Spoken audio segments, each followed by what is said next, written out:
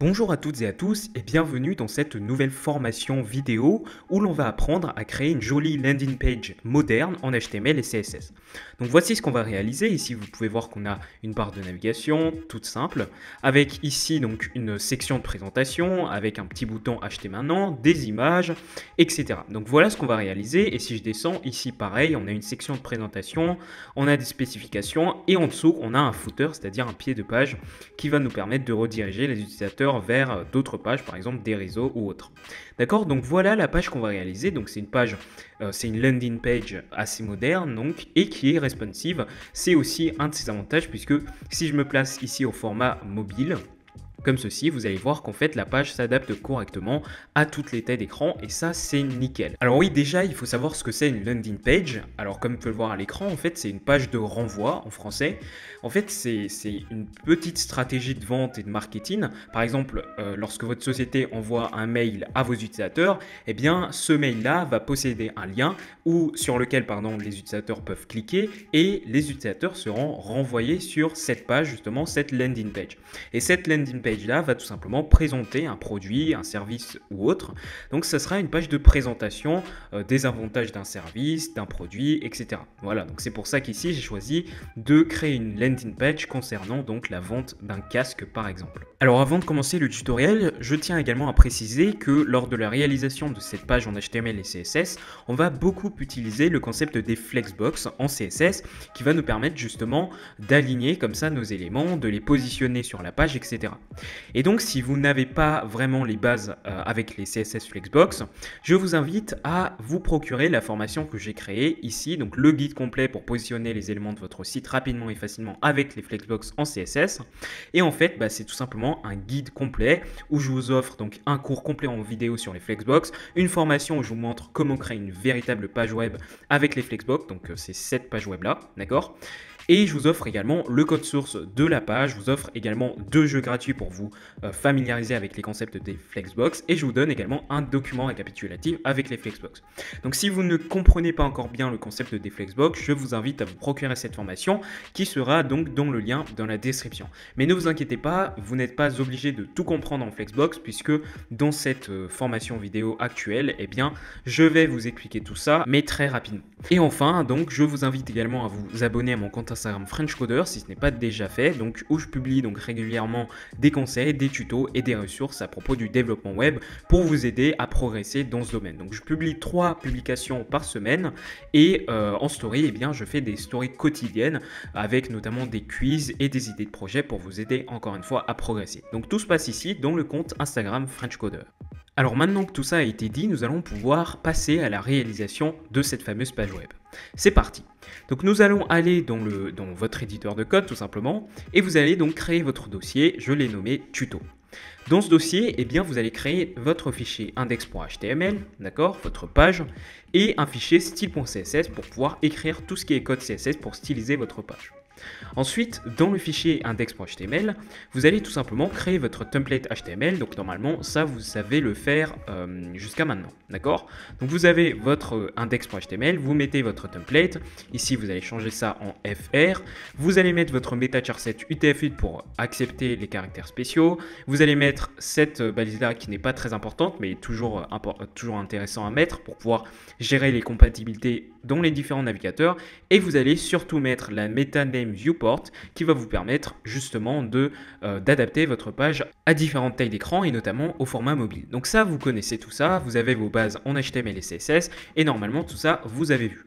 Au niveau du title, eh bien, je vais par exemple mettre landing page moderne et responsive en HTML et CSS. Alors bien évidemment, tout le code source du tutoriel, vous allez le retrouver au niveau de la description, ne vous inquiétez pas. Alors maintenant, dans la balise body, qu'est-ce qu'on va commencer par faire? Alors dans notre corps de page, comme vous pouvez le voir ici, vous avez premièrement la barre de navigation. Eh bien c'est ce qu'on va venir faire au niveau du corps de page, c'est-à-dire au niveau de la balise body, eh bien il va falloir donc mettre la barre de navigation. Alors cependant, cette barre de navigation, vous allez voir qu'en fait, elle se trouve à l'intérieur d'une autre balise qui est le header. Pourquoi? Parce que le header, en fait, va venir stocker la barre de navigation et cette première section-là. Alors d'après vous, pourquoi est-ce qu'on va venir stocker cette barre de navigation et cette première section dans une balise, dans une même balise nommée header?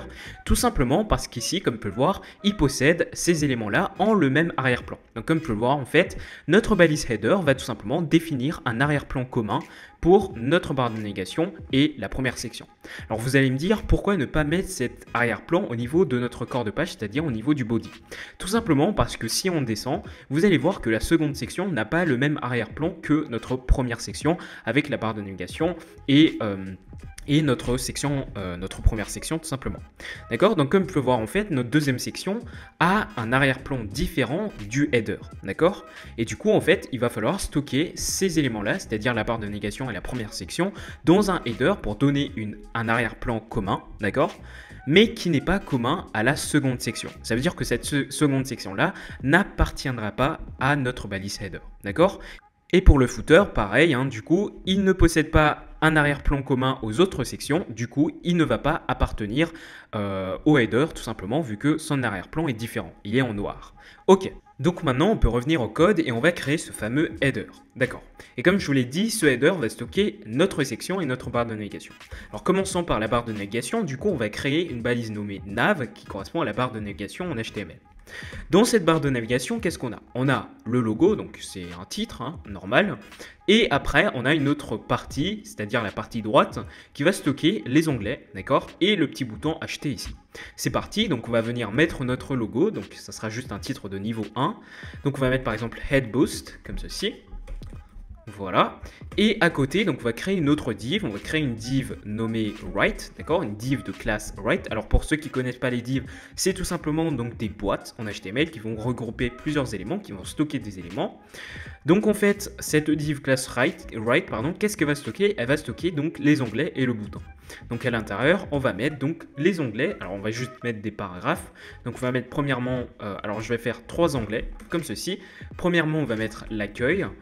Ensuite, on va mettre la présentation.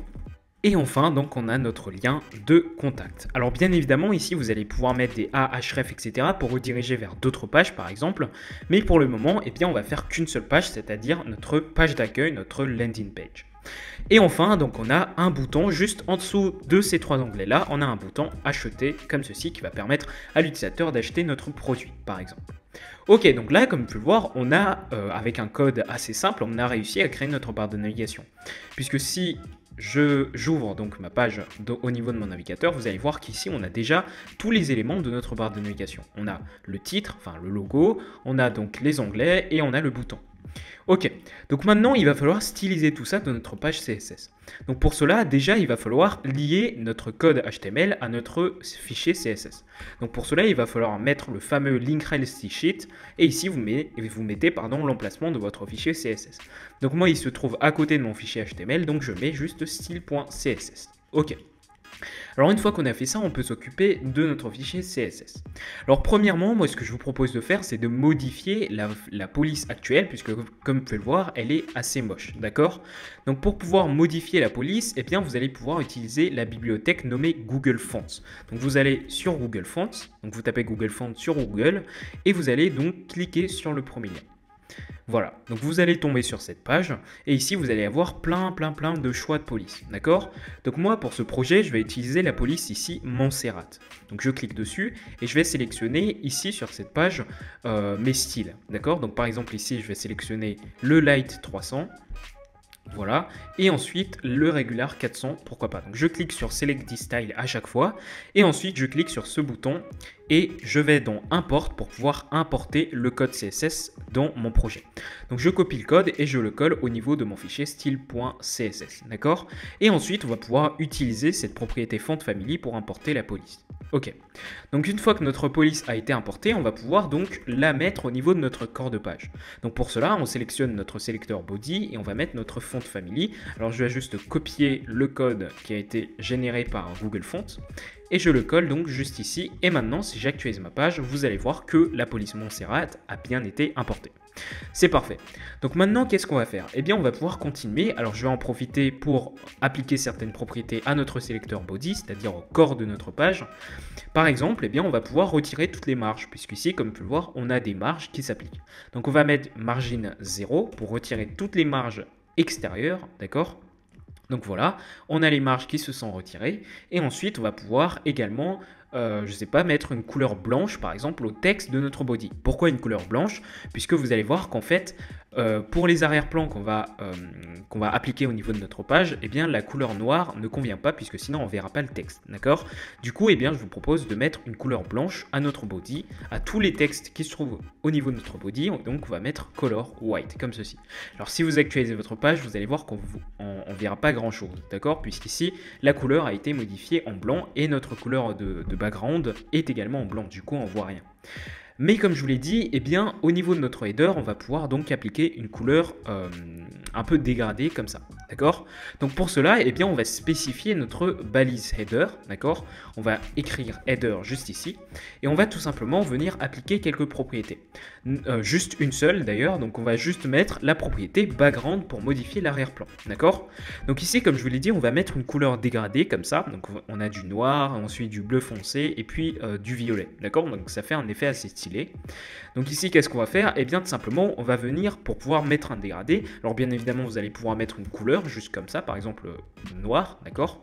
Donc comme vous pouvez voir, notre header va se modifier en noir. Donc le code hexadécimal 000. Mais comme je vous l'ai dit, on va venir appliquer donc un dégradé. Donc pour cela, vous allez utiliser linear gradient comme ceci. Dans les parenthèses, qu'est-ce que vous allez mettre? Eh bien, vous allez mettre déjà la première couleur du dégradé. Donc ici, par exemple, moi, je vais mettre un code hexadécimal pour spécifier la couleur 13.18.1D, comme ceci. Ok, donc c'est du dark, hein. Ensuite, pour la deuxième couleur du dégradé, pardon, on va mettre par exemple 2021 2E, pardon.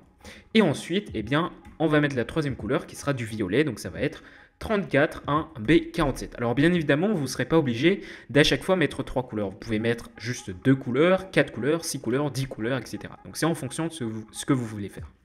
Donc si maintenant j'actualise ma page, vous allez voir qu'on a bien une couleur dégradée qui s'applique au niveau de notre arrière-plan et ça c'est parfait.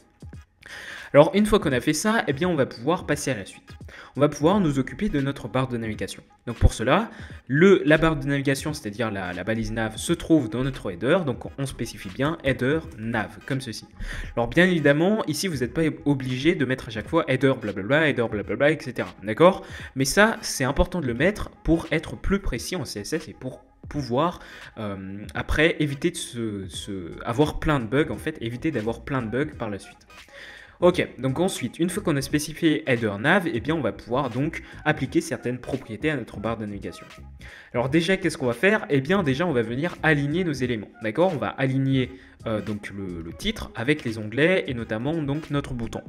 Alors rappelez-vous, en fait, ici, notre barre de navigation, donc notre balise nav, contient donc une partie qui stocke le logo, donc le H1 headboost ici, et on a une partie ici, div class right, qui va venir stocker nos autres éléments qui se trouvent à droite de notre barre de navigation. D'accord? Et comme je vous l'ai dit, dans ce tutoriel, on va beaucoup utiliser les flexbox. Et donc en fait, dans les flexbox, on a donc des termes. Ici, on a le conteneur, donc ça sera notre barre de navigation, qui va stocker des items. Alors les items de ce conteneur nav là, eh bien ça sera quoi? Ça sera notre premier élément, donc ça veut dire notre titre, et notre div class right, d'accord? Mais les items qui se trouvent à l'intérieur de notre div class right, ce ne sont pas des items de notre barre de navigation, puisqu'ils ne sont pas des enfants directs de celle-ci, d'accord? Nos enfants directs de cette barre de navigation, ce sera le titre et la div class right. Du coup, on a 2 items dans ce conteneur-là, dans cette barre de navigation-là. Et pour spécifier que cette barre de navigation-là, c'est un conteneur flexbox, eh bien, il va falloir écrire display flex. Et par défaut, en fait, il va venir aligner nos éléments, d'accord? Par défaut, il aligne notre titre et notre div class right, ok? Mais bien évidemment, si vous ne comprenez pas tout ça, il est important de vous mettre à jour sur les flexbox en CSS, et c'est pour cela que je vous invite à aller prendre la formation, ma formation sur le site frenchcoder.fr. Ici, le guide complet pour positionner les éléments sur votre site avec les flexbox, d'accord? Donc dans cette formation, je vous explique tout ça.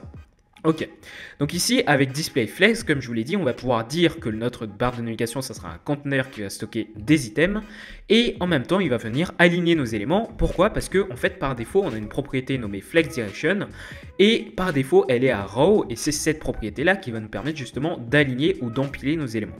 Donc si ici, on avait mis par exemple colonne à flex direction, vous allez voir que nos éléments en fait vont se placer en colonne, d'accord? Plus en ligne, ok?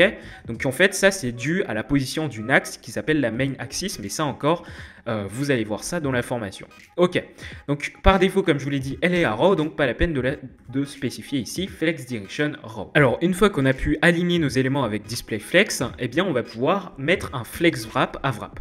Alors à quoi ça sert? Pour ceux qui ont déjà vu mes anciens tutoriels, eh bien ça sert tout simplement à venir passer à la ligne s'il n'y a plus de place. Et ça encore, c'est expliqué dans la formation. Donc ici par exemple, si j'inspecte l'élément et que je me place par exemple à un format assez petit, comme ceci, eh bien comme on peut le voir, quand il n'y a plus de place dans le conteneur nav, d'accord, eh bien il va venir passer à la ligne, les éléments vont venir passer à la ligne grâce à cette propriété flex wrap là. Pourquoi? Parce que tout simplement, il ne rentre pas dans le conteneur. Ok. Donc là, par contre, si la taille est parfaite, et bien comme on peut le voir, eh bien notre élément ne passe pas à la ligne puisqu'il rentre dans le conteneur. Ok, c'est parfait. Alors ensuite, qu'est-ce qu'on va faire? Eh bien ensuite, on va pouvoir mettre un justify ici, justify content à space between pour pouvoir mettre un grand espace entre notre premier item et notre second item. D'accord? Donc comme on peut le voir ici, on a pu éloigner comme ça nos deux items au niveau de notre conteneur. En fait, ça va nous permettre de mieux gérer l'espace qui se trouve à l'intérieur de notre conteneur Flexbox. Ok, donc une fois qu'on a fait ça, on va pouvoir également mettre un align ici, items à center, pour pouvoir aligner nos deux éléments. D'accord? Ça veut dire qu'ici, au niveau de notre conteneur, nos éléments vont se placer au milieu de celui-ci. Et ça va nous permettre notamment de pouvoir aligner notre élément H1 à notre deuxième div. D'accord? Donc ça va nous permettre d'avoir comme ça une barre de navigation bien alignée. Voilà. Alors une fois qu'on a fait ça, eh bien on va pouvoir également, pourquoi pas, mettre des marges. D'accord? On va pouvoir mettre par exemple padding ici, donc des marges à l'intérieur de notre barre de navigation. On va pouvoir par exemple mettre une marge à l'intérieur de 30 pixels, c'est-à-dire au-dessus de notre barre de navigation pour pouvoir l'éloigner en fait de notre top, d'accord? Ensuite, on va mettre une marge de 5% à droite de notre barre de navigation, d'accord? Donc ça sera une marge à l'intérieur, rappelez-vous, puisque padding c'est une marge à l'intérieur d'un élément, alors que margin c'est une marge à l'extérieur d'un élément. Ensuite, en dessous, eh bien, on va pas mettre de marge, donc on va mettre 0. Et ensuite, à gauche, eh bien, on va mettre une marge de 5% également pour pouvoir comme ça mettre des espaces. Comme on peut le voir de notre projet final, on a un espace qui sépare notre body de notre barre de navigation à gauche et à droite. Ok, donc et au-dessus aussi, on a donc une marge de 30 pixels qui a été appliquée. Donc c'est une marge à l'intérieur de notre élément. Ok, donc une fois qu'on a terminé avec notre balise brute nav, notre conteneur nav, eh bien on va pouvoir passer à notre élément H1, d'accord, à notre titre principal. Donc pour cela, eh bien on va spécifier les mêmes sélecteurs, mais sauf qu'ici on va rajouter H1, puisque rappelez-vous, notre élément H1 se trouve dans la balise nav et se trouve dans notre header. Alors qu'est-ce qu'on va faire? Eh bien premièrement on va venir effacer donc toutes les marges qui se trouvent autour de notre élément. Donc pour cela vous mettez margin 0. Donc comme peut le voir maintenant, si j'actualise ma page, alors ici vous voyez pas très bien, mais en fait si j'inspecte l'élément, d'accord?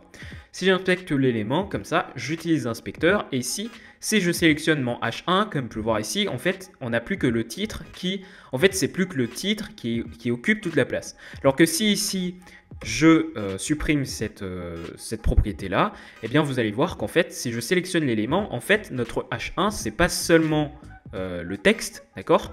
C'est aussi d'autres marges qui s'appliquent au-dessus et en dessous de notre élément H1. Et ces marges-là, on va venir les enlever avec la propriété margin 0, comme ceci. Et maintenant, si je reviens et que j'inspecte ma page, vous allez voir que cette fois-ci, c'est le texte qui occupe la totalité de notre élément H1. D'accord? Tout à l'heure, j'ai dit le titre, mais en fait, c'est le texte. D'accord? Ok. Donc, une fois qu'on a fait ça, on va pouvoir également mettre la propriété text transform uppercase pour mettre donc ce texte en majuscule. D'accord? Donc vous pouvez ne pas le mettre, vous pouvez également le mettre. Alors ce que je vais faire également, c'est de mettre une couleur violette à ce texte, comme vous pouvez le voir dans notre projet final ici. D'accord? Donc pour cela, vous allez mettre color et vous allez mettre le code de la couleur. Alors sauf que moi, je vais venir en fait créer une variable que je vais appeler, pourquoi pas, violette, pourquoi pas, pour pouvoir en fait stocker la couleur violette. D'accord? Pourquoi je vais créer une variable? Tout simplement parce que comme vous pouvez le voir au niveau de la page, on a plusieurs éléments qui possèdent la même couleur qui est la couleur violette. D'accord? Et du coup, lorsque je vais venir modifier la couleur au niveau de cette variable, eh bien en fait, tous les éléments qui possèdent la couleur en question contenue dans cette variable qui se trouve au niveau de notre page, donc tous ces éléments-là, par exemple le titre, le bouton acheter, etc., voilà, tous les éléments en violet en fait, eh bien leurs couleurs vont se modifier lorsque je vais modifier la valeur de la variable, puisque leur valeur correspond à la valeur de la variable. D'accord? Donc ça sera plus facile après pour moi de modifier par exemple le thème du site, les couleurs du site, etc. Du coup, eh bien, pour déclarer des variables, il vous suffit d'aller au-dessus de votre code. Et ici, vous allez écrire deux points, route, d'accord, ça sera la base de votre page en fait. Et à l'intérieur, vous allez tout simplement créer votre variable. Donc pour cela, eh bien, vous allez mettre deux traits comme ceci, tiret, tiret, et vous allez mettre le nom de votre variable. Donc par exemple ici, violet, ok, pour le violet. Et ensuite, vous allez mettre deux points et vous allez mettre la valeur de votre variable. D'accord? Donc ça, c'est comme tous les langages de programmation, vous pouvez créer des variables et c'est pareil en CSS. Donc ici, vous allez mettre la couleur de votre variable. Donc notamment ici, ça sera du D33BFD. Donc ça sera du violet, comme ceci. Voilà, et ensuite, eh bien, dans nos éléments, eh bien, il suffit tout simplement d'écrire var entre parenthèses et vous mettez le nom de votre variable, c'est-à-dire violet, comme ceci. Donc maintenant, si j'actualise ma page, vous allez voir ici que la couleur de mon texte a changé. Ok. Donc une fois qu'on a fait ça, eh bien on va pouvoir passer à la suite, c'est-à-dire le fait de nous occuper de notre div right, d'accord? Donc pour cela, eh bien il va falloir spécifier cette fois-ci header nav right, comme ceci. Voilà, puisque rappelez-vous, notre élément H1, lui, ne se trouve pas dans la div right, d'accord? Cette div-là est un nouvel item de notre conteneur nav. Et à l'intérieur, qu'est-ce qu'on va faire? Eh bien, on va tout simplement mettre un display flex, comme ceci, pour utiliser les flexbox afin d'aligner nos éléments, voilà. Et on va mettre, pareil, hein, un display, un align items, comme ceci, à center, d'accord? Pour pouvoir donc centrer nos éléments dans le conteneur qui est, cette fois-ci, la div right, d'accord? Donc en fait, ici, nos éléments là, donc nos trois paragraphes et notre bouton sont maintenant des items de notre conteneur right, qui est en fait un conteneur de flexbox, d'accord? Et du coup, ici, en appliquant display flex align item center, on a pu donc aligner nos éléments, nos items de notre conteneur right, d'accord? Et on a pu également les aligner dans ce conteneur-là afin de pouvoir les placer au même niveau. Ok, donc une fois qu'on a fait ça, on va pouvoir maintenant passer aux onglets, c'est-à-dire header nav right p, d'accord? Les éléments p, donc les paragraphes qui se trouvent à l'intérieur de notre div right. Donc pour cela, on va venir par exemple mettre une marge, d'accord? On va en fait retirer toutes les marges, d'accord? Voilà, comme ceci. Mais sauf qu'en fait, au niveau de la marge qui se trouve à droite de chaque élément, on va mettre 15 pixels, d'accord? Donc ça veut dire que nos éléments ici vont pouvoir s'espacer de 15 pixels à droite, d'accord? Donc en fait, à droite de chaque élément, on met une marge à l'extérieur de cet élément de 15 pixels, d'accord? Ça va nous permettre, comme je vous l'ai dit, d'espacer chaque élément. Donc ici, ok, donc on a mis 0 pixels en haut, 15 pixels à droite, 0 en bas et 0 à gauche. D'accord? Ok, donc maintenant si j'actualise ma page, vous allez voir maintenant qu'on a bien les espacements qui se sont effectués. Ensuite, on va pouvoir également modifier la couleur. Donc par exemple, on va mettre du gris. Donc pour cela, vous mettez color #CCC. Comme ceci, d'accord? Donc maintenant, comme vous pouvez le voir ici, on a bien la couleur qui a été modifiée. C'est parfait. Ok, donc on va également pouvoir mettre des effets pour ces onglets-là. Par exemple, quand on passe le curseur au-dessus des éléments, eh bien on va pouvoir modifier la couleur en blanc, par exemple. Donc pour cela, il vous suffit de redéclarer navWriteP, mais cette fois-ci, vous spécifiez la pseudo-classe over. Donc vous mettez deux points over pour spécifier lorsque l'utilisateur passe son curseur au-dessus de l'élément. Donc lorsque l'utilisateur passe son curseur au-dessus de l'élément, eh bien vous allez mettre color white pour modifier la couleur, mais aussi on va pouvoir modifier le curseur de l'utilisateur en un pointeur, d'accord? Donc maintenant si j'actualise ma page et que je passe mon curseur au-dessus des éléments, vous allez voir qu'en fait non seulement la couleur change, mais le curseur de l'utilisateur est également modifié en un pointeur. Alors bien évidemment cette propriété cursor pointeur là, vous pourrez la mettre juste au-dessus, juste ici, ça va faire exactement la même chose. Ok. Donc maintenant, on a terminé avec nos onglets. On va pouvoir maintenant nous occuper du bouton ici acheter. Donc en fait, on va également spécifier les mêmes sélecteurs, d'accord, puisqu'ils se trouvent dans le même conteneur right ici. Et on va pouvoir spécifier cette fois-ci, au lieu de P, on va mettre button, puisque notre élément bouton est en fait un button, comme ceci. Donc qu'est-ce qu'on va faire? Eh bien on va tout simplement, pourquoi pas, appliquer plusieurs propriétés. Premièrement, on va venir donc appliquer des marges à l'intérieur du bouton pour pouvoir un peu l'aérer si vous voulez. Donc pour cela, par exemple, je vais mettre des marges à l'intérieur du bouton, c'est-à-dire la propriété padding, et on met par exemple au-dessus et en bas, on va mettre donc en haut et en bas du texte du bouton, on va mettre une marge de 5 pixels. Et à droite et à gauche du texte, on va mettre une marge de 15 pixels, comme ceci. Donc si vous actualisez votre page, vous allez voir qu'on dirait que votre bouton s'est agrandi. D'accord? En fait, on a juste appliqué des marges à l'intérieur de celui-ci. Ok, donc on va pouvoir également modifier la taille du texte, donc ça sera font size, comme ceci, et vous allez mettre par exemple 16 pixels, comme ceci. Et comme vous pouvez voir maintenant, eh bien la taille du texte a bien été modifiée. On va pouvoir également modifier la couleur de ce bouton-là, donc on va pouvoir mettre par exemple la couleur qui a été appliquée au background. Pour cela, vous allez mettre par exemple background color, comme ceci, et on va mettre donc inherit pour appliquer la couleur de son parent. Donc si vous actualisez votre page, vous pouvez voir ici que la couleur du bouton a pris la couleur de notre dégradé de couleur au niveau du header. Et enfin, on n'a pas du tout fini, on va pouvoir mettre ici une bordure qui entoure donc notre bouton. Donc pour cela, vous mettez border comme ceci, une bordure de 1 pixel solide, et vous allez mettre par exemple la variable violette comme couleur, comme ceci. Et si vous actualisez votre page, vous allez voir tout simplement ici que la couleur de la bordure du bouton a été modifiée en violet. On va faire pareil, pourquoi pas, pour la couleur du texte. Donc pour cela, vous mettez color, var violet comme d'habitude. Et ensuite, si vous actualisez votre page, vous allez voir qu'ici que la couleur de votre bouton a bien été modifiée. On va également, pourquoi pas, arrondir les bords du bouton. Donc pour cela, vous mettez border radius comme ceci. On va mettre par exemple à 5 pixels. Et ensuite, donc si j'actualise ma page, vous pouvez voir ici que les bordures du bouton ont été arrondies. On va pouvoir également mettre un curseur à pointeur pour pouvoir modifier le curseur de l'utilisateur lorsqu'il passe sur le bouton. Donc ici, on peut voir qu'il a été modifié en un pointeur pour indiquer à l'utilisateur qu'il faut cliquer sur le bouton. Et ensuite, on va également pouvoir mettre donc des effets lorsque l'utilisateur va passer son curseur au niveau du bouton. Par exemple ici, au niveau de notre projet final, si je passe mon curseur au niveau du bouton, on peut constater que la couleur change. D'accord? Donc pour cela, eh bien, d'après vous, comment faire? Eh bien, c'est très simple, on va utiliser la pseudo-classe over. Donc pour cela, on va venir copier-coller le même sélecteur, mais cette fois-ci, on va ajouter 2 points over. Et lorsque l'utilisateur va passer son curseur au-dessus du bouton, on va pouvoir modifier la couleur en inherit, c'est-à-dire à la couleur de base qui a été appliquée. Enfin, pas la couleur de base qui a été appliquée, mais la couleur du parent, la couleur appliquée par le parent, c'est-à-dire notre body ici.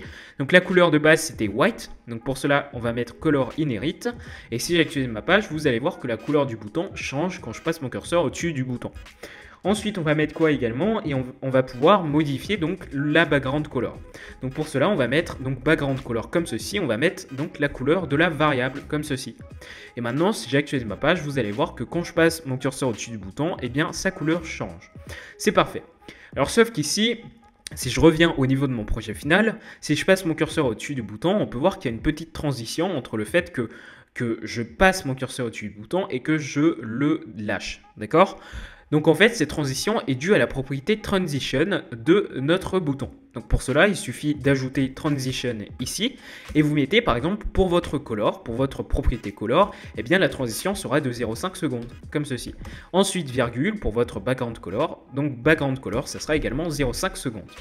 Donc si maintenant on actualise notre page et si donc je place mon curseur au-dessus du bouton, vous pouvez voir maintenant qu'on a cette petite transition qui s'applique correctement. Alors maintenant, vous allez me dire que notre barre de navigation est parfaite, elle est terminée, d'accord? Alors le problème avec ça, c'est qu'en fait, si je vais inspecter ma page et que je me place au format mobile, comme vous pouvez voir en fait, notre barre de navigation ne s'affiche pas correctement, d'accord?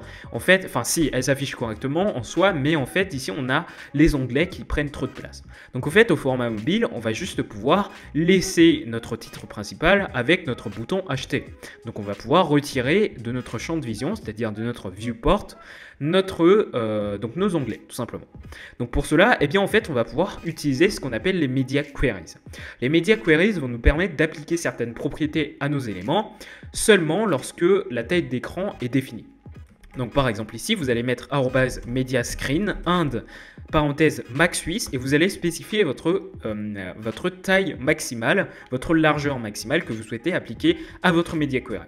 Donc par exemple ici, je vais mettre, je sais pas, par exemple 700 voire 640 pixels peut-être Ouais, 640 pixels, pourquoi pas, comme ceci. Et en fait, on va pouvoir mettre à l'intérieur du code, d'accord? Et en fait, comme je vous l'ai dit, cette media query là ne va s'exécuter uniquement lorsque la taille d'écran, c'est-à-dire la largeur d'écran de l'utilisateur, est inférieure ou égale à 640 pixels. Dans le cas contraire, eh bien, le code ne sera pas exécuté. Et ça va nous permettre en fait d'appliquer certains styles seulement si l'écran de l'utilisateur correspond au format mobile, d'accord? Et donc, qu'est-ce qu'on va faire au format mobile? Eh bien, qu'est-ce qu'on va faire? Eh bien, tout simplement, on va pouvoir spécifier notre nav write, d'accord? Donc, on peut également spécifier header. Header nav write, qu'est-ce qu'on va faire? Eh bien, tout simplement, on va mettre du coup, on va spécifier également les onglets, c'est-à-dire les paragraphes, et on va mettre un display none pour masquer ces paragraphes-là. Donc, si je reviens, comme vous pouvez voir ici, au format mobile, eh bien, les onglets n'apparaissent pas. Par contre, au format normal, au format paysage, par exemple, c'est-à-dire supérieur à 640 pixels, nos onglets apparaissent bien. Alors bien évidemment, vous allez pouvoir par exemple mettre un hamburger button pour pouvoir par exemple cliquer ici au format mobile sur un bouton afin de pouvoir afficher les onglets. Mais ce n'est pas l'objet du tutoriel, nous ce qu'on veut c'est juste créer notre landing page. Ok, donc maintenant comme vous pouvez le constater, on a terminé avec notre barre de navigation qui s'affiche correctement au format paysage et au format mobile également. Donc comme vous pouvez voir ici, on a nos onglets avec donc notre petit bouton et notre titre principal. Ok, donc maintenant on va pouvoir passer à la suite, c'est-à-dire l'élaboration de notre section, de notre première section ici. Alors je tiens à préciser qu'en fait cette première section va posséder pratiquement les mêmes styles que notre seconde section, d'accord? Et du coup on va pouvoir mettre une même classe à cette section, à cette première section là, et une même classe à notre seconde section, et comme ça à partir d'un seul code CSS on va pouvoir appliquer les mêmes styles à notre première section et à notre seconde section. Ok. Donc on va pouvoir passer à la création de cette première section.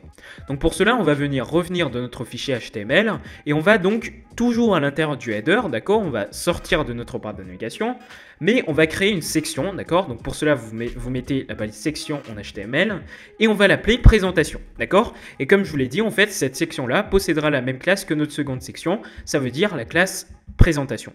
Alors à l'intérieur de cette section-là, alors je vais également spécifier la classe first, comme ceci. Donc vous mettez espace first. Pourquoi? Parce qu'en fait, on va également appliquer des styles uniques à cette section-là. Puisque comme vous pouvez le voir, eh bien, cette section-là ne ressemble pas trop à la deuxième section. Pourquoi? Parce que par exemple, le bouton ici n'a pas vraiment le même style. D'accord? Ainsi que les trois petites images qui se trouvent ici, eh bien, on n'a pas ces trois images-là dans la seconde section. Donc, il va falloir appliquer certains styles à cette section en particulier. D'accord? Et pareil, au niveau de notre seconde section ici, on a du texte qui ne se trouve pas au niveau de la première section. Donc, quand même, ici, on spécifie une section commune, une classe commune, pardon, qui est présentation. Cependant, on va spécifier une classe unique qui est first. D'accord? D'ailleurs, on aurait pu mettre juste id pour vraiment donner cet effet unique. D'accord? Mais moi je préfère mettre une classe comme ceci. Et du coup, avec cette classe first là, on va pouvoir appliquer des styles qui sont propres à notre première section. Alors dans cette section, qu'est-ce qu'on va faire? Eh bien tout simplement, on va créer une div, d'accord? On va créer une div qui se nomme product presentation, ok? Donc ça sera la présentation du produit, ok? Donc à l'intérieur, eh bien, vous allez voir qu'on va mettre le titre, la description, les boutons et les images correspondant au produit. D'accord? Donc ça sera en fait la partie gauche de notre section. Et ensuite, vous allez voir qu'on va créer un autre item, c'est-à-dire la partie droite de notre élément, de notre conteneur en fait, qui va stocker l'image principale de présentation. Donc pour cela, à l'intérieur, je vais mettre quoi? Eh bien, je vais mettre donc un H1 comme ceci, qui va donc spécifier la devise, si vous voulez. Donc ici, écouter de la musique, c'est vivre sa passion. Donc je copie le texte, je le colle ici. Et ensuite, on va mettre également un paragraphe, d'accord, juste en dessous. Donc je vais copier le texte de Lorem Ipsum ici. Et je vais le coller au niveau de ma balise P, comme ceci. Et enfin, qu'est-ce qu'on va mettre également? Pas enfin, puisqu'on aura également d'autres éléments. On va mettre un bouton, d'accord, le bouton acheter maintenant. Donc ici, vous mettez acheter maintenant. Je ne sais pas s'il y a une majuscule, non. Donc ici, maintenant, comme ceci. Et ensuite, on va également mettre donc une autre div qui va venir stocker les trois images qui se trouvent ici. Donc pour cela, on va l'appeler donc div.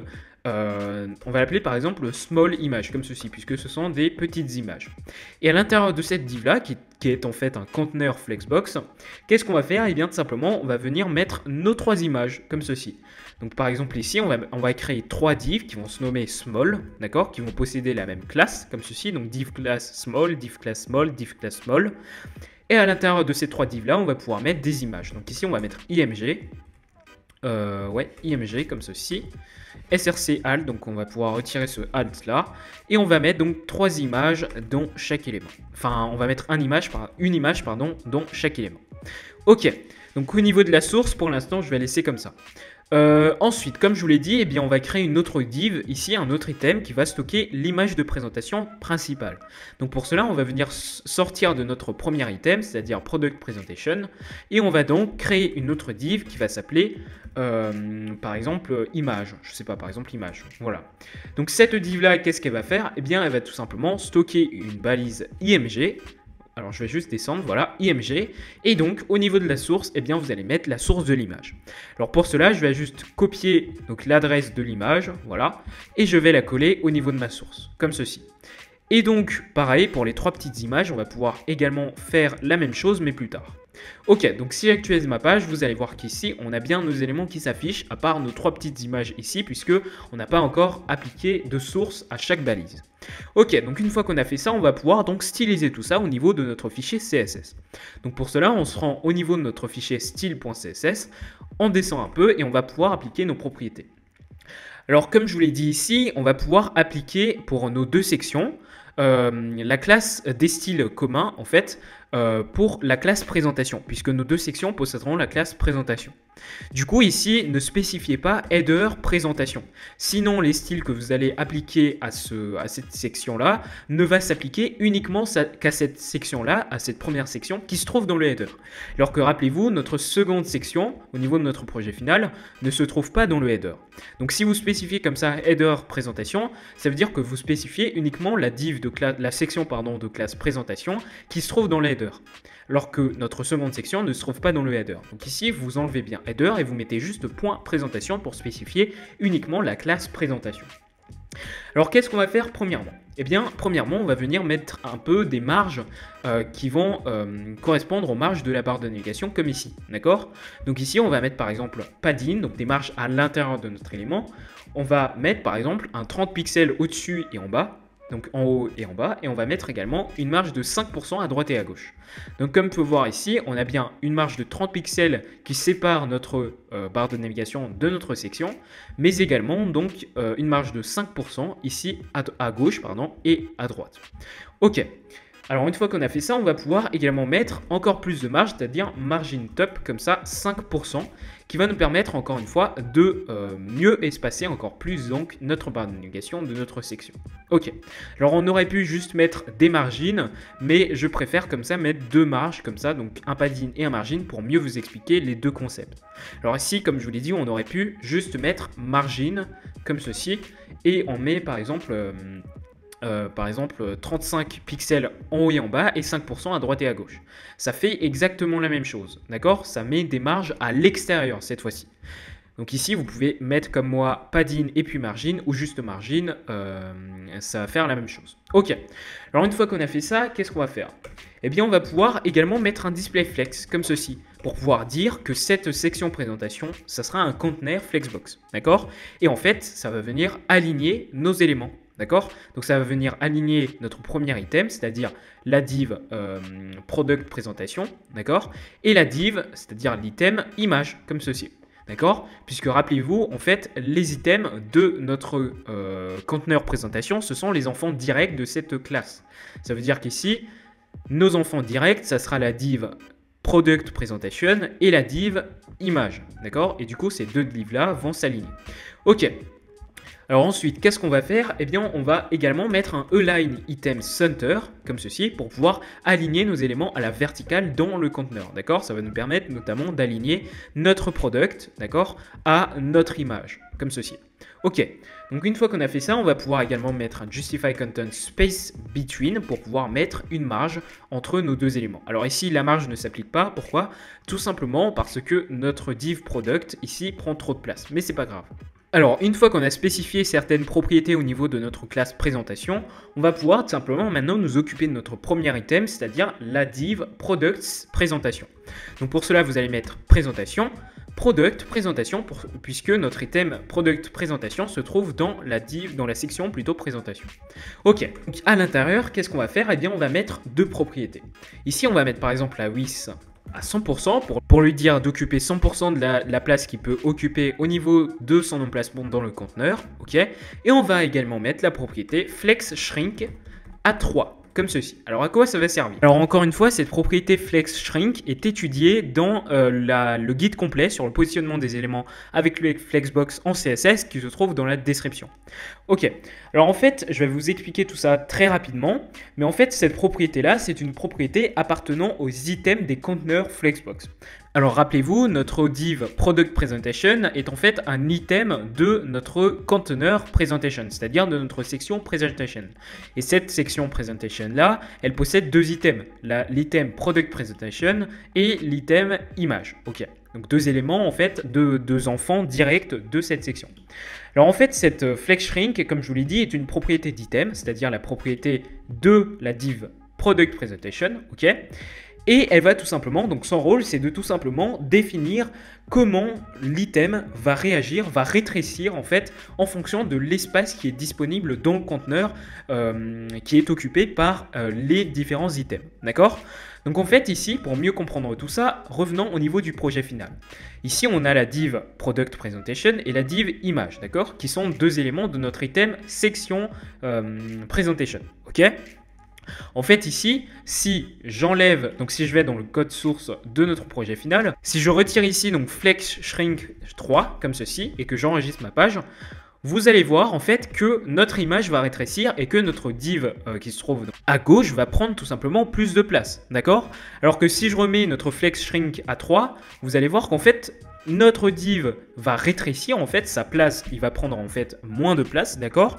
Et ce qui va donner plus de place à notre image, d'accord? Et en fait, flex shrink va nous permettre justement de gérer son rétrécissement, le rétrécissement de notre div product presentation en fonction de la place qui est disponible dans le conteneur, c'est-à-dire dans la section nommée presentation, d'accord? Et donc en fait, cet élément-là, cette div-là va plus se rétrécir que notre image s'il n'y a pas assez d'espace pour contenir les deux éléments. Et en fait, flex shrink en fait, va venir en quelque sorte libérer un peu d'espace qui a été occupé par cette div-là s'il n'y a pas beaucoup d'espace dans le conteneur pour pouvoir mettre le deuxième élément. D'accord? Et donc en fait, ce qu'il faut retenir, c'est qu'en fonction de l'espace qui est disponible dans notre conteneur présentation, eh bien en fait, flex shrink va venir rétrécir notre élément pour pouvoir faire rentrer notre second élément qui est l'image. De toute façon, si vous n'avez pas très bien compris, c'est pas très grave, c'est juste une seule propriété qu'on va utiliser au niveau de ce projet. Mais encore une fois, je vous invite à bien vous renseigner sur les Flexbox et à prendre la formation. Je sais, j'insiste beaucoup sur ce guide complet, mais en tout cas, je pense qu'elle va vraiment vous permettre de mieux comprendre tous les concepts de positionnement des éléments sur une page web avec les Flexbox en CSS. Voilà pour ça. Ok, donc on va pouvoir passer à la suite. J'espère que vous avez compris ça. Si vous n'avez pas bien compris, c'est pas très grave. Mettez juste cette propriété et on va pouvoir passer à la suite. Alors qu'est-ce qu'on va faire? Eh bien une fois qu'on a écrit ça, on va pouvoir maintenant nous occuper de notre titre qui se trouve ici au niveau de notre div product presentation. Donc pour cela, on va venir spécifier presentation product presentation h1, d'accord, qui est notre titre.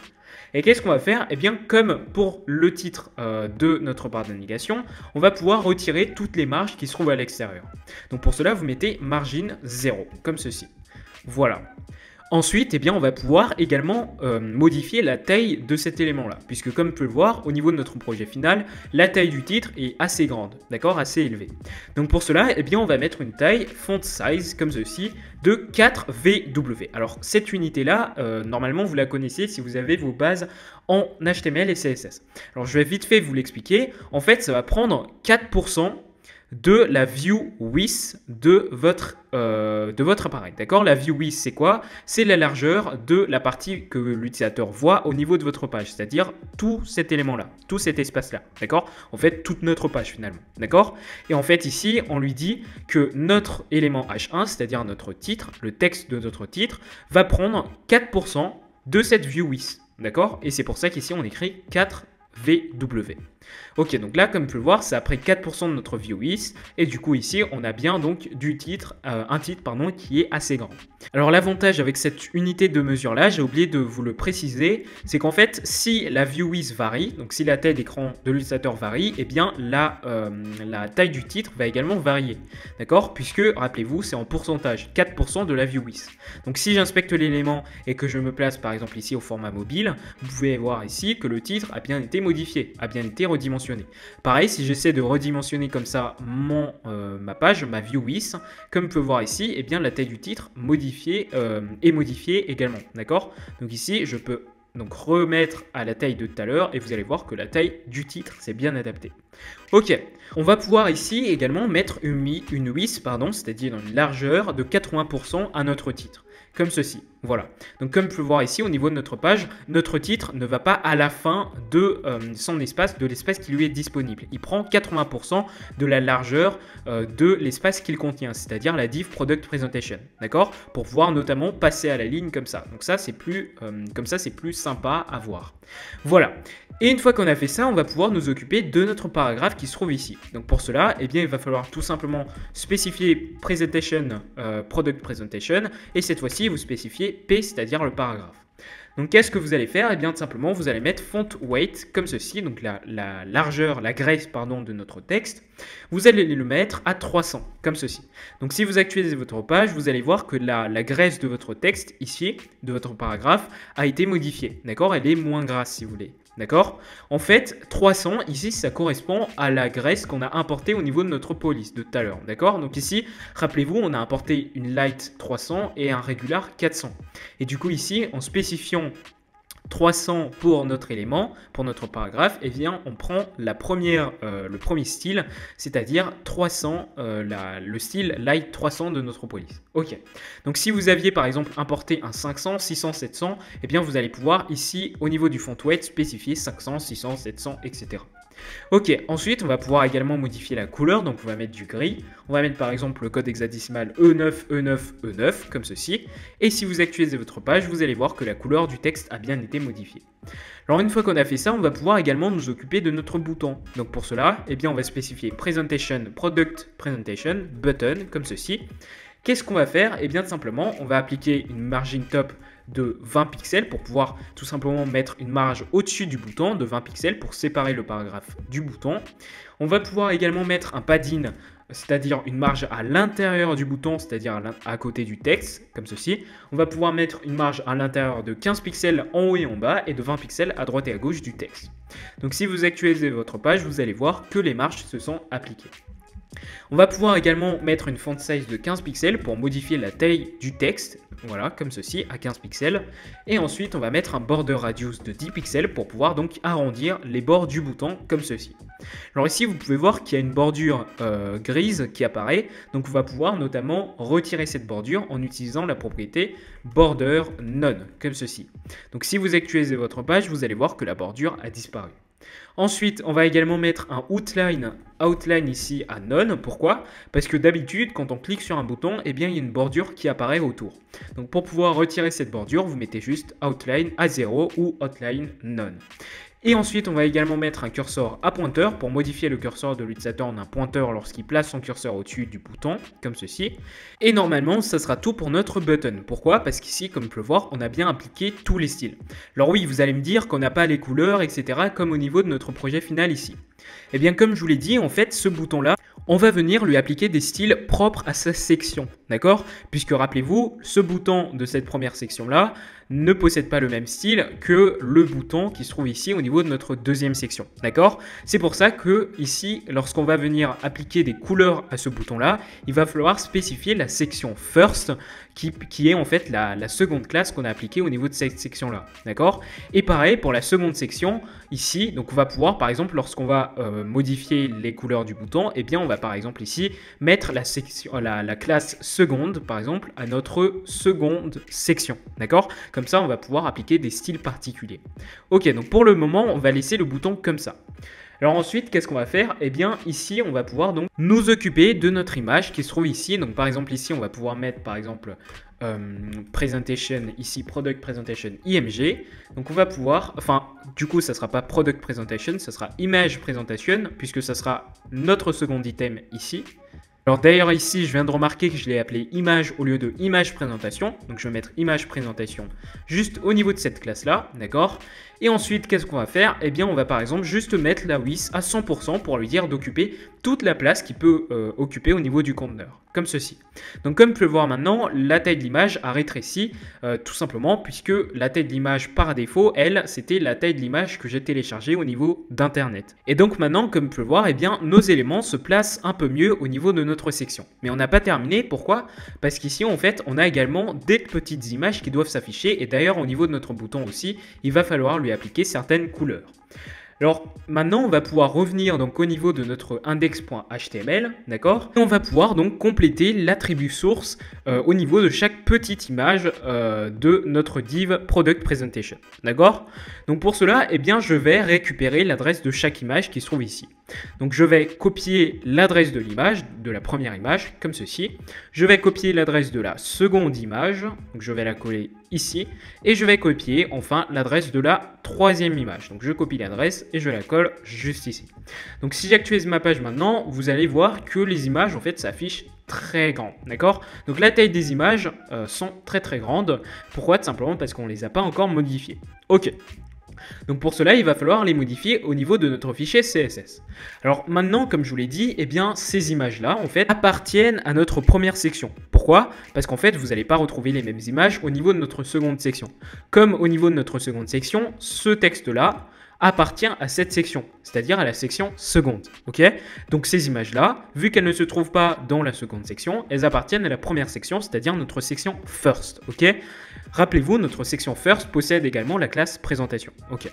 Donc ici, il va falloir, au lieu de spécifier présentation, on spécifie sa seconde classe, c'est-à-dire la classe first, puisque rappelez-vous ici, notre section possède deux classes, presentation et first, d'accord? Donc ici, on va venir spécifier notre first. Donc ici, vous spécifiez first et vous allez tout simplement donc spécifier product presentation comme ceci, small images. D'accord, comme ceci, c'est-à-dire la div qui stocke en fait nos petites images juste ici. D'accord, donc ici on a bien les items de cette conteneur-là, de cette div-là. Alors au niveau de cette div, qu'est-ce qu'on va faire? Au niveau de ce small div-là, c'est-à-dire la div principale qui stocke tous nos items, eh bien on va pouvoir déjà mettre un margin top de 20 pixels, enfin de 30 pixels, pourquoi pas, pour pouvoir l'espacer en fait de notre bouton, d'accord? On va pouvoir également mettre un display flex pour pouvoir aligner nos images, un flex wrap à wrap pour passer à la ligne lorsque les images ne rentrent pas, lorsque les items ne rentrent pas dans le conteneur, et on va pouvoir mettre un align item center comme d'habitude pour pouvoir les aligner, les centrer au niveau de notre conteneur small image. Ok, alors une fois qu'on a fait ça, on va pouvoir nous occuper de nos items qui possèdent les classes small, comme ceci. Ok, donc ces divs là stockent nos images. Alors qu'est-ce qu'on va faire? Eh bien on va spécifier le même conteneur comme ceci et on va spécifier cette fois-ci nos divs small comme ceci. Et qu'est-ce qu'on va faire? Eh bien on va appliquer une marge de 20 pixels à l'intérieur de ces divs là pour pouvoir justement aérer à l'intérieur, pour pouvoir donc mettre des marges autour des images, d'accord? On va pouvoir également mettre un background color ici en gris, enfin en bleu foncé si vous voulez, donc 3, 3, 3, 1, 4, D, comme ceci. Donc ça correspond à cette couleur-là, d'accord? Donc si je reviens au niveau de notre projet, comme vous pouvez le voir ici, on a bien la couleur qui est appliquée, d'accord? Ensuite, on a quoi? On a également une marge de 0 au-dessus, donc une marge à l'extérieur, donc de 0 au-dessus, de 15 pixels à droite et à gauche, enfin à droite et en bas, pardon, comme ceci, donc 15, 15 et 0 à gauche, comme ceci. Pourquoi? Bah, tout simplement, ça va nous permettre de mettre une marge à droite de chaque élément, comme ça, pour pouvoir les séparer, d'accord? Et également en dessous de chaque élément. Pourquoi? Parce que si vous inspectez votre page et que vous placez au format mobile, d'accord? Enfin, pas forcément au format mobile, mais en fait, vous allez voir ici qu'on a bien une marge également de 15 pixels en dessous des éléments pour pouvoir les séparer. D'accord? Et du coup, ici, vous appliquez une marge à l'extérieur des éléments de 0 au-dessus, mais de 15 à droite, de 15 en bas et de 0 à gauche, puisqu'à gauche, pas la peine de mettre de marge. Ok, donc une fois qu'on a fait ça, on va pouvoir également mettre un border radius de 20 pixels pour pouvoir arrondir les bords donc, de nos éléments. Voilà, comme vous pouvez le voir ici. comme ceci. Ensuite, on va pouvoir faire quoi également? Eh bien, on va pouvoir donc redimensionner cette fois-ci nos images pour pouvoir les faire rentrer correctement au niveau de notre viewport, au niveau de notre page. Donc pour cela, eh bien, il va falloir prendre cet élément-là, d'accord, ce sélecteur-là, et on va spécifier cette fois-ci les balises IMG qui se trouvent à l'intérieur de nos divs small, comme ceci. Donc qu'est-ce qu'on va faire? Eh bien on va tout simplement mettre une seule propriété qui va redimensionner la largeur de nos éléments, de nos images. Donc on va mettre par exemple 120 pixels pour chaque image. Donc maintenant si vous actualisez votre page, comme vous pouvez voir maintenant ici, eh bien ici, la taille de nos images ont été modifiées, donc la largeur de nos images ont été modifiées, et ici on a bien donc les divs qui apparaissent correctement. Alors cependant, ici, si l'on revient au niveau de notre projet final, alors je vais juste fermer ça, si je place mon curseur au-dessus des images, de nos divs plutôt, eh bien vous allez voir qu'en fait on a notre élément qui s'assombrit, d'accord?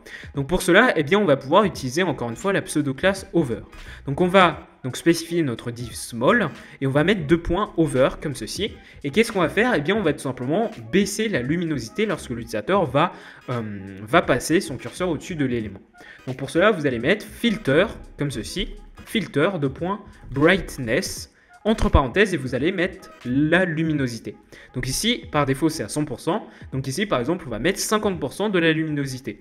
Donc si j'actualise ma page maintenant, si je place mon curseur au-dessus de chaque élément, alors ici, je suis sur la mauvaise page. Si je reviens au niveau de ma page actuelle, si je place mon curseur au-dessus des éléments, vous allez voir que la luminosité baisse correctement. Alors ici, dans notre projet final, lorsque je place mon curseur au-dessus, on a bien une transition qui s'applique, comme pour notre bouton au niveau de la barre de navigation.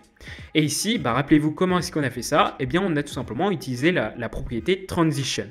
Donc vous mettez transition juste ici et vous allez mettre quoi? Eh bien la propriété filter qui se trouve ici. Qu'est-ce qu'on va faire? Eh bien on va effectuer une transition de 0,5 secondes comme ceci. Et ensuite vous mettez votre point virgule, vous allez revenir au niveau de votre page. Et si vous placez votre curseur au niveau de chaque élément, vous allez voir qu'on a bien cette transition qui apparaît. Alors ici, comme vous pouvez voir, ça marche nickel. Alors il ne nous reste plus que notre bouton, d'accord, le bouton de notre section first, d'accord, de notre première section. Donc pour cela, on va un peu remonter notre code. Donc on va pouvoir ici se placer avant donc notre small image qui se trouve ici, d'accord, avant ce code-là. Et on va pouvoir spécifier first product presentation et cette fois-ci à la place de small images, on va pouvoir mettre ici button comme ceci. Et on va pouvoir appliquer certaines propriétés, notamment par exemple la background image, la background color, pardon. Donc vous mettez par exemple du violet, donc ça sera la variable violet, comme ceci. Alors ici, remarquez qu'on n'est pas obligé d'à chaque fois remettre les propriétés padding, margin, etc. qui se trouvent au niveau de notre propriété ici, presentation, product presentation button, d'accord? Pourquoi? Tout simplement parce que ces propriétés-là ont déjà été appliquées à notre bouton lorsqu'ici on a mis presentation, product presentation button. Donc ces propriétés-là ont déjà été appliquées. Donc ici, lorsque vous spécifiez first product presentation button, vous ne spécifiez plus ces propriétés-là qui ont déjà été appliquées. Ok, donc je me répète beaucoup, mais c'est pour que vous compreniez bien la chose. Alors, une fois qu'on a mis la background color, on va également mettre une bordure de 1 pixel solide et on va mettre comme couleur du violet, donc la variable violet. Donc si vous actualisez votre page maintenant, vous allez voir qu'on a bien donc cette couleur qui a bien été appliquée. Alors ensuite, qu'est-ce qu'on va faire? Eh bien, on va également modifier la couleur du texte. Donc on va mettre color, la variable violet également. Alors excusez-moi, donc ici je vais mettre var violet comme ceci. Donc si j'actualise ma page, ici, alors qu'est-ce que ça fout? Alors excusez-moi, je me suis trompé de code, en fait c'est pas là qu'il faut placer tout ça. Donc ici vous laissez bien background color, mais vous enlevez le reste. On va mettre la couleur du texte en white, comme ceci, d'accord? Et comme ça, eh bien, la couleur de notre bouton a été modifiée. Donc ça, c'est juste pour l'apparence de base de notre bouton. Alors maintenant, si je place mon curseur au-dessus du bouton, au niveau de mon projet final, vous allez voir que en fait, son apparence change et notamment, on a une bordure qui apparaît et la couleur du bouton est modifiée. D'accord? Donc pour cela, eh bien, il va falloir tout simplement spécifier first product presentation comme ceci, button, over. Et qu'est-ce qu'on va faire lorsque l'utilisateur place son curseur au-dessus du bouton? On va modifier la border, enfin la background color, ici, d'accord? On va mettre ici à inherit, comme ceci, donc ça, on l'a déjà vu. Et on va mettre une bordure de 1 pixel solide, et on va mettre var violet, comme ceci pour la couleur.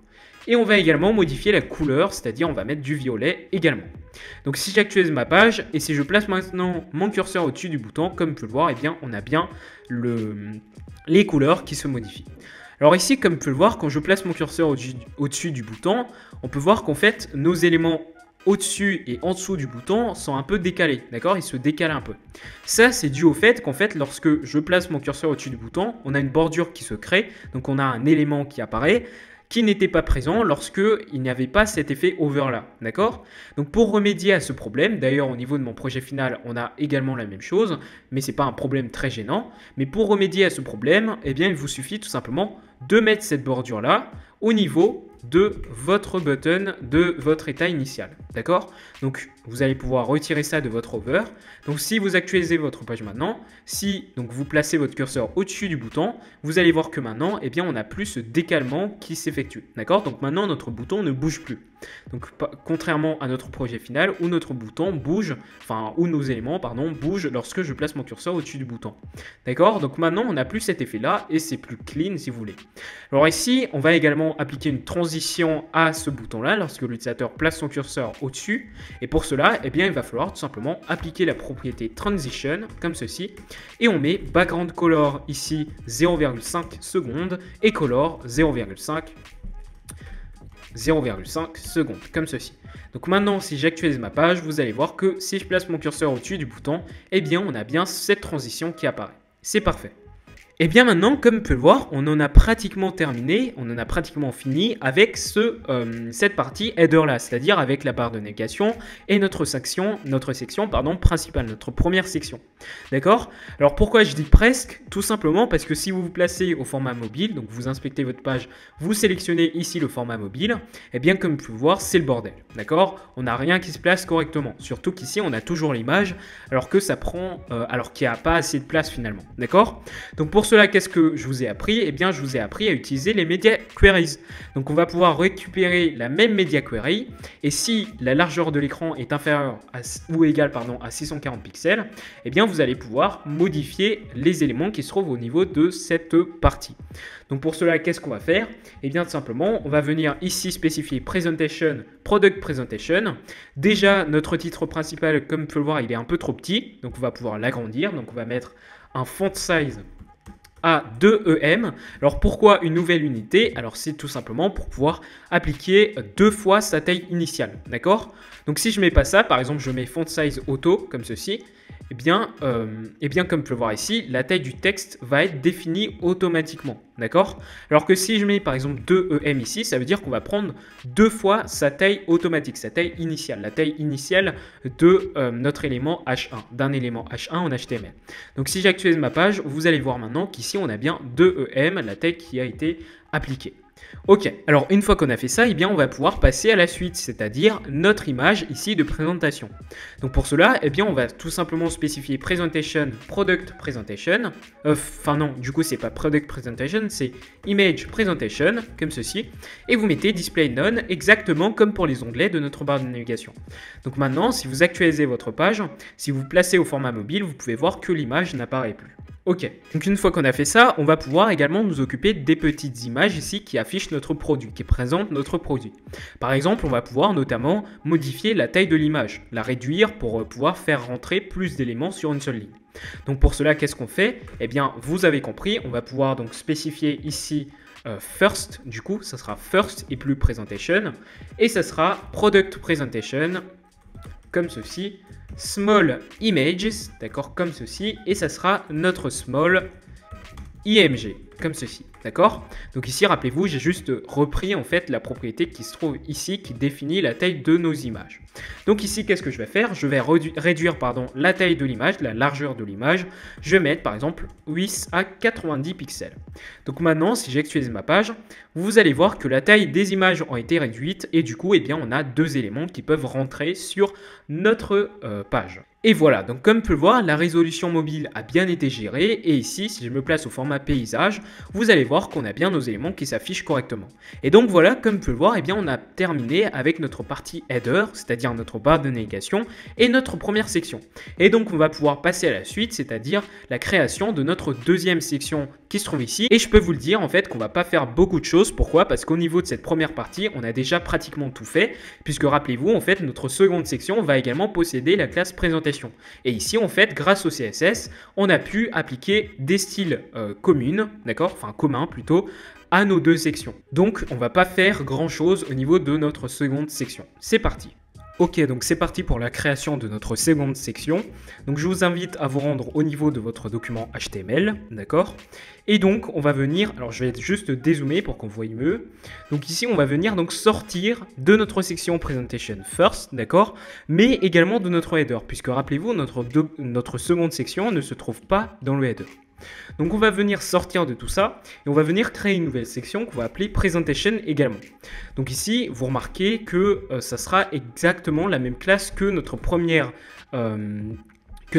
section ici qui possède la classe Présentation également, puisque rappelez-vous, comme je vous l'ai dit, on va venir appliquer les mêmes styles aux deux sections. Alors ici, je vais écrire section comme ceci pour qu'il me crée une petite section. Ok, c'est parfait. Donc ici, je vais également mettre une classe, alors je vais juste zoomer, voilà, comme ceci. Et je vais mettre également ici une classe second, comme ceci. Comme pour la première section, on a mis la classe first. Ok. Alors dans cette section-là, eh bien, on va pratiquement faire la même chose que la première section. C'est-à-dire qu'on va créer une div nommée Product Presentation, rappelez-vous. Comme ceci. Et on va créer aussi une div nommée Image Presentation. Pareil. Presentation, comme ceci. Dans la div Product Presentation, alors on va mettre quelque chose de nouveau. Cette fois-ci, on va mettre un petit texte ici qui indique que le nouveau produit est disponible. Donc ici, on va mettre un paragraphe et on va l'appeler New. Pourquoi pas? On va lui mettre la classe New. Donc ici, on va écrire nouveau produit disponible. Ok. En dessous, qu'est-ce qu'on va faire? Eh bien, comme pour la première section, on va mettre un titre principal. On va mettre le nouveau casque Head Boost. Pourquoi pas?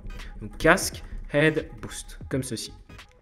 Ensuite, eh bien, on va mettre le même paragraphe. Donc ici, je vais mettre du texte. Alors bien évidemment, vous allez mettre votre propre texte.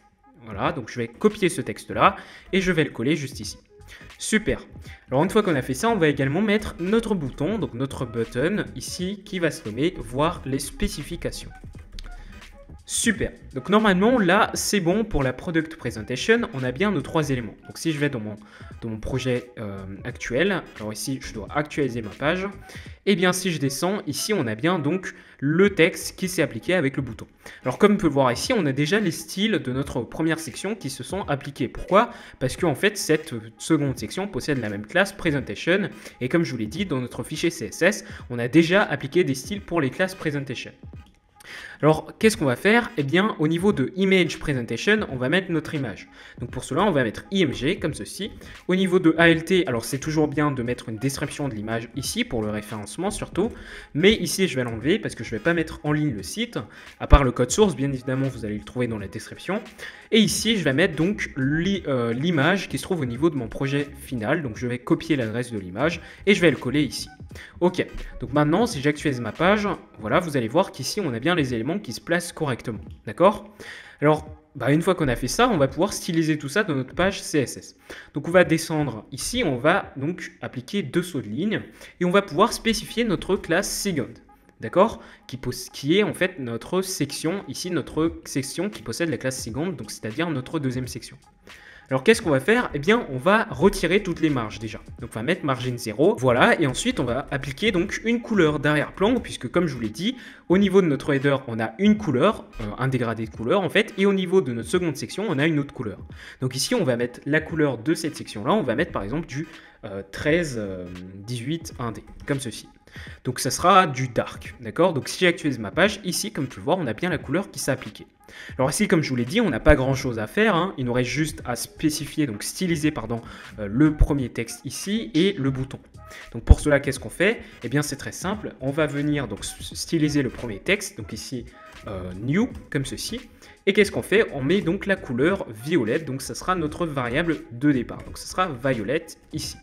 Donc si j'actualise ma page, ici on a bien donc la couleur qui s'est appliquée. Et enfin, donc il nous reste à styliser notre bouton, donc ça sera ici Second Product Presentation. Voilà, comme ceci.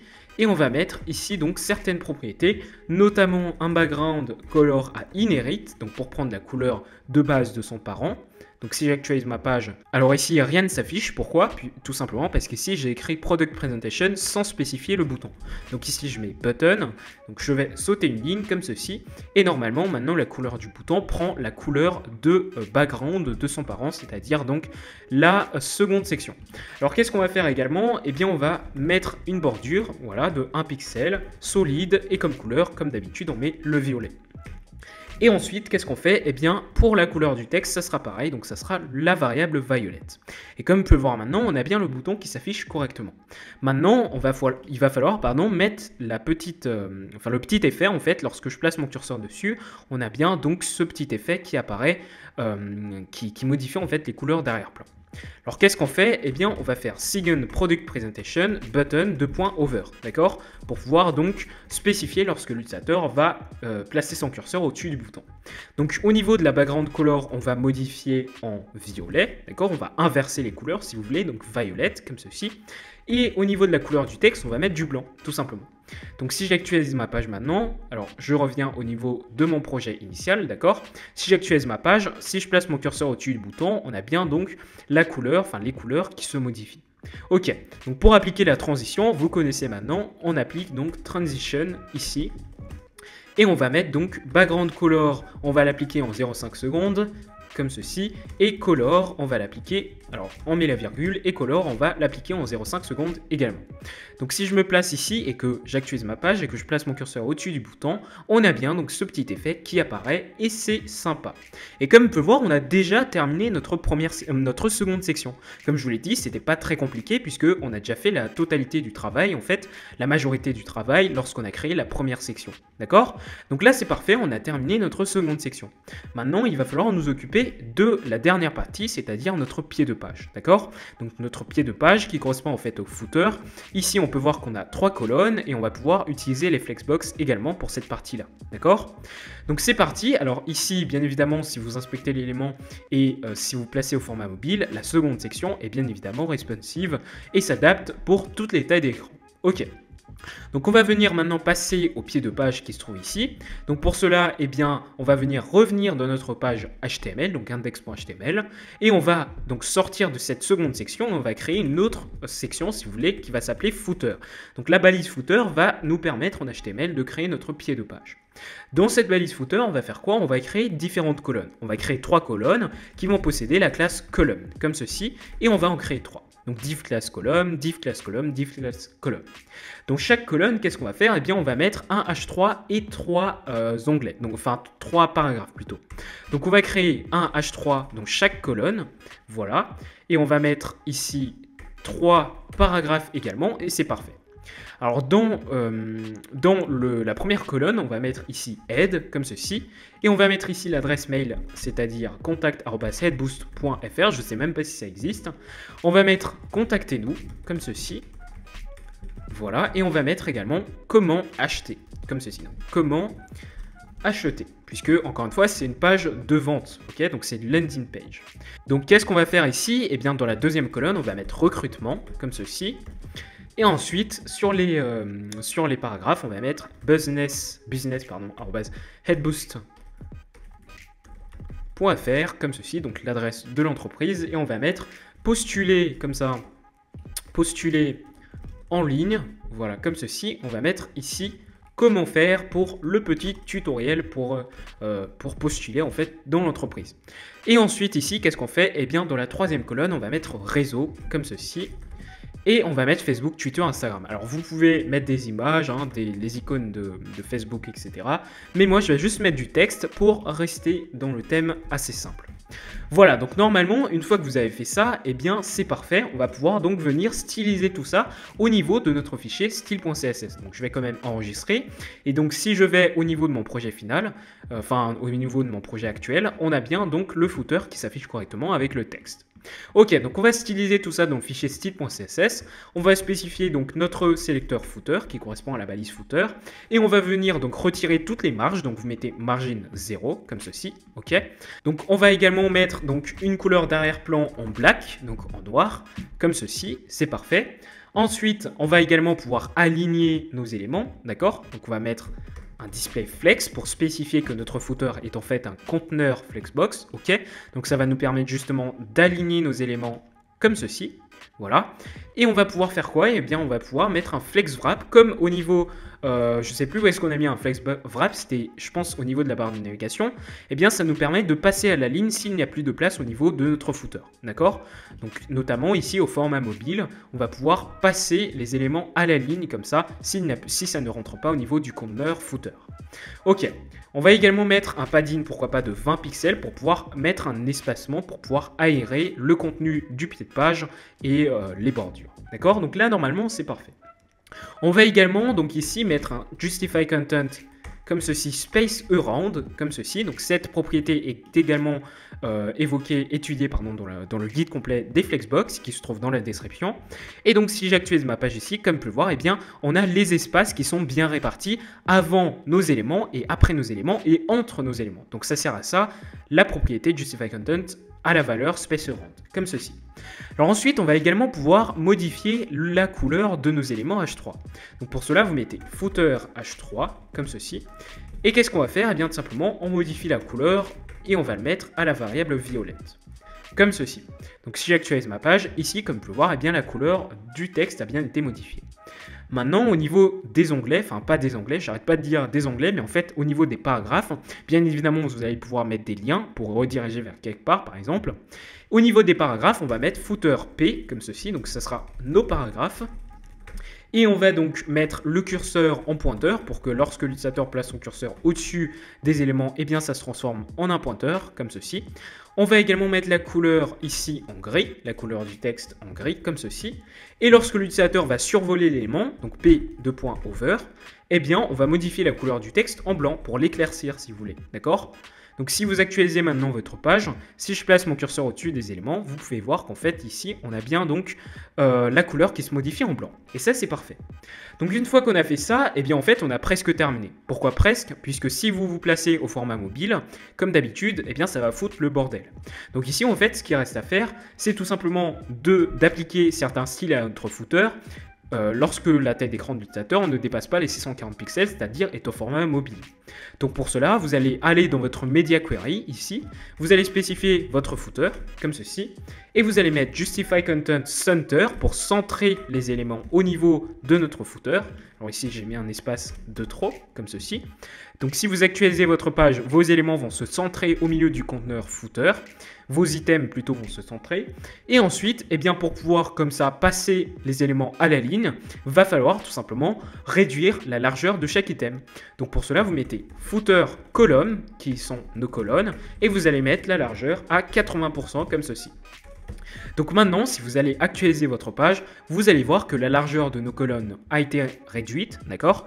Et du coup, maintenant, nos éléments passent à la ligne. Et c'est parfait, comme vous pouvez le voir, et bien maintenant, nos éléments sont bel et bien responsifs, c'est-à-dire adaptés pour toutes les tailles d'écran. Alors ici, si vous n'aimez pas le Justify Content Center, vous pouvez le retirer. Vous pouvez mettre Flex Start, qui est la valeur par défaut. Donc maintenant, si vous actualisez votre page, comme vous pouvez le voir maintenant, vos éléments vont bien se placer au niveau du footer et ça c'est nickel. Donc voilà, je suis malheureux de vous annoncer que c'est déjà la fin de cette formation vidéo qui a été finalement assez longue en fait. Et donc comme vous pouvez le voir, on a bien notre page, notre landing page moderne et responsive qui s'affiche correctement. Donc ici on a bien donc une barre de navigation avec nos éléments de présentation, avec l'image principale, les petites images ici, le petit bouton qui apparaît correctement et ici avec donc notre seconde section avec donc une autre présentation d'un autre casque et enfin donc on a bien donc le pied de page qui apparaît correctement avec nos petits liens qui se trouvent ici. Alors bien évidemment elle est également responsive comme je vous l'ai montré tout à l'heure, donc elle s'adapte à toutes les tailles d'écran et ça c'est nickel. Donc voilà, le tutoriel est déjà terminé et encore une fois je vous invite à vous abonner à mon compte Instagram FrenchCoder si ce n'est pas déjà fait, où je publie donc régulièrement des conseils, des tutos et des ressources. Donc chaque semaine je publie 3 publications, d'accord? Donc là comme vous pouvez le voir on a déjà pas mal de publication. Et donc en story, je vous partage également des quiz et des idées de projets pour vous aider à progresser et à devenir compétent dans ce domaine. Donc je vous invite également à cliquer sur le lien dans ma bio et qui se trouvera également dans la description. Et ici, donc vous allez avoir donc toutes les formations, toutes les superbes formations que je propose. Donc ici, vous avez le choix, vous avez donc la création d'un portfolio moderne. Ici, vous avez des techniques responsives à connaître. Vous avez 5 gros projets à réaliser en PHP MySQL, etc. Donc voilà, je vous invite à aller voir ça par vous-même. Et donc, c'est tout pour cette formation. C'était French Coder. À la prochaine.